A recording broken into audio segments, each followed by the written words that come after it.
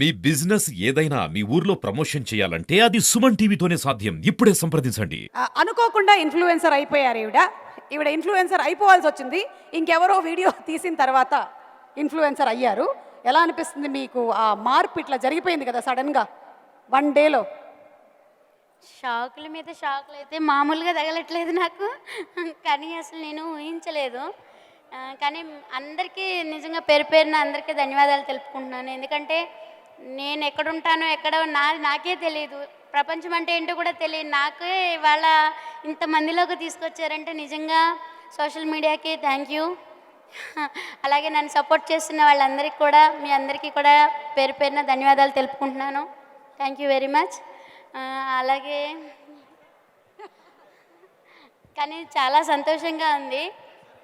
కానీ ఆత్మవిశ్వాసం ఉంటే ఏదైనా ముందుకెళ్ళొచ్చు. నాకు చదువు లేదు అని ఎప్పుడూ బాధపడుతూ ఉంటే, చదువు లేదని బాధపడొద్దని, భక్తికి ముక్తికి చదువులెందుకు, ఆత్మశాంతి ఉంటే చాలు అదే దైవము, చెరువులోన చాపకెవరు ఈత నేర్పిరి, బావిలోన కప్పకెవరు భాష నేర్పిరి, అడవిలోన అమసకెవరు ఆట నేర్పిరి, ఆ చెట్టు మీద కోవెలకెవరు కూత నేర్పిరి, ఆ పుట్టలోన పాముకెవరు బుసలు నేర్పిరి, ఆ పుట్టిన బాలుడికెవరు ఏడ్పు నేర్పిరి అని మా అమ్మమ్మ నానమ్మ నాకు ధైర్యం చెప్పి, నేను చదువుకోలేదని బాధపడుతుంటే ఇంకా చాలా అంటే చాలా చెప్పారు.